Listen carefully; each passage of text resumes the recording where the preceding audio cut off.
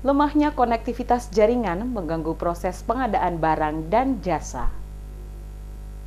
Urgensi pengadaan barang dan jasa bukan hal yang sederhana, karena jika ada penyimpangan dalam pengadaan barang dan jasa akan diketahui setelah proses pengadaan selesai dilakukan. Olehnya itu, bimbingan teknis pengadaan barang dan jasa penting dilakukan untuk mensinergikan pola kerja yang terpadu dan sistematis. Kaitan dengan pengadaan barang dan jasa, pemerintah Kota Ambon menyelenggarakan BIMTEK selama 2 hari sebagai bentuk kerjasama antara pemerintah kota dengan LKPP-RI. Untuk memberikan pengetahuan terkait studi kasus dan permasalahan yang sering dihadapi oleh pejabat pengadaan. Kegiatan ini digelar selama 2 hari, dihadiri pejabat pengadaan, staf ULP, dan beberapa perwakilan staf dari masing-masing OPD. Kepala Bagian Pengadaan Barang dan Jasa Pemerintah Kota Ambon, Kuncoro, mengatakan, dengan adanya kegiatan BIMTEK diharapkan dapat menjawab setiap permasalahan yang dihadapi oleh pejabat pengadaan dan penyedia barang atau jasa, serta semua pihak yang terlibat dapat memahami proses dalam pengadaan barang dan jasa sehingga tidak terjadi penyimpangan di kemudian hari. Menurut Kuncoro, kendala yang dihadapi dalam sistem pengadaan barang dan jasa yang saat ini dilakukan secara online adalah persoalan koneksi jaringan. Olehnya itu, dalam persoalan ini akan dikoordinasikan dengan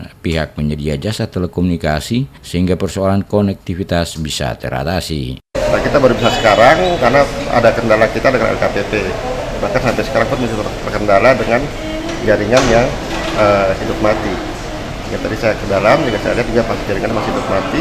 Jadi nanti kita akan coba terus komunikasikan dengan LKPP supaya ini tidak terjadi lagi.